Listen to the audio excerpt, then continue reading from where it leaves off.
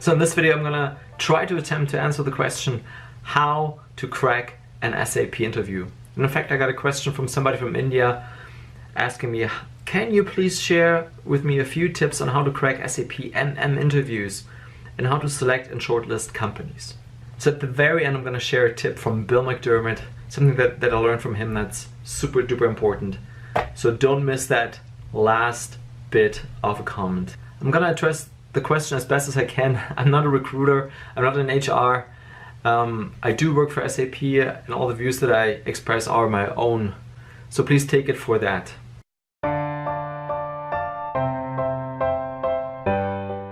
The first question that you need to answer before you go into any interview situation is the question why. Why do you want this? What is the driving force? What is the motivation behind this? You know, what is important to you about becoming an SAP MM consultant, for example, or to work in that area? What is it that's driving you?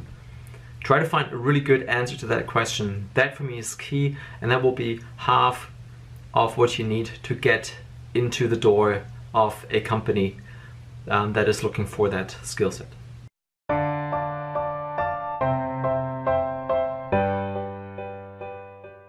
The other thing that is important is to know exactly what do you want. What do you want? What industry do you want? What job function do you want? What is the location where you want to work? Is it going to be an SAP customer? Is it going to be a partner? Is it going to be SAP directly? Is it going to be as an independent? And you know, what company values are you looking for? You know, what is the size of the company that you're looking for? And you know, things like, of course, money is important, and how much travel are you willing to put up with?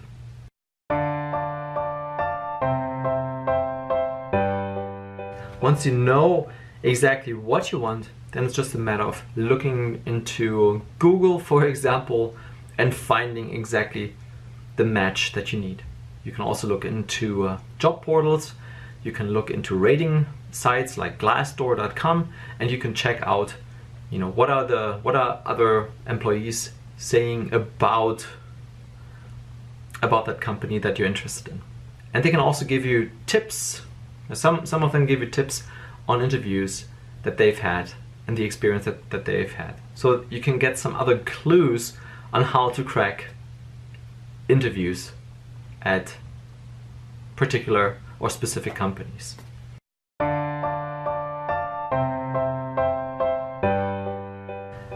And then here's a list of things that I would be looking for if I were the hiring manager, and I'm not the hiring manager right now.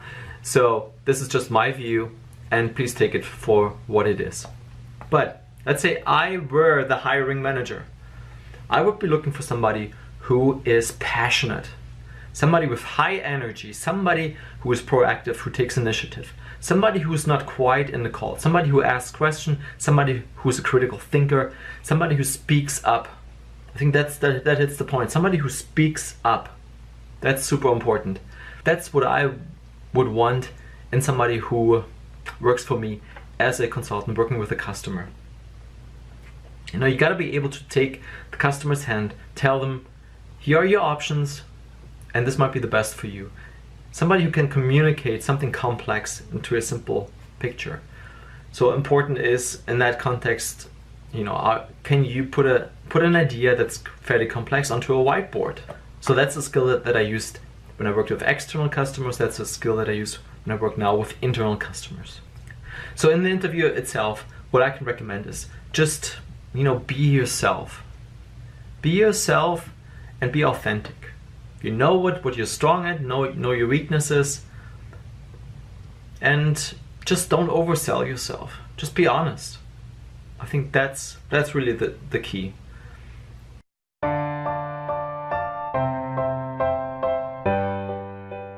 And the last tip that I want to give you is really want it more. Want it more than all the other applicants that are out there. Really want the job. And this is something that I learned from Bill McDermott. And I created a video on Bill's top 10 success habits. And that's a video that I highly recommend.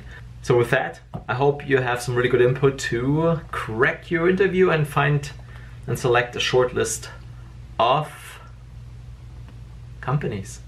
Yeah.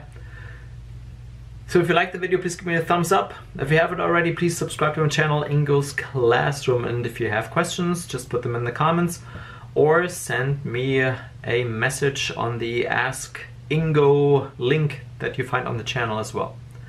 So thank you so much for watching, and I hope I see you next time. Thank you. Bye.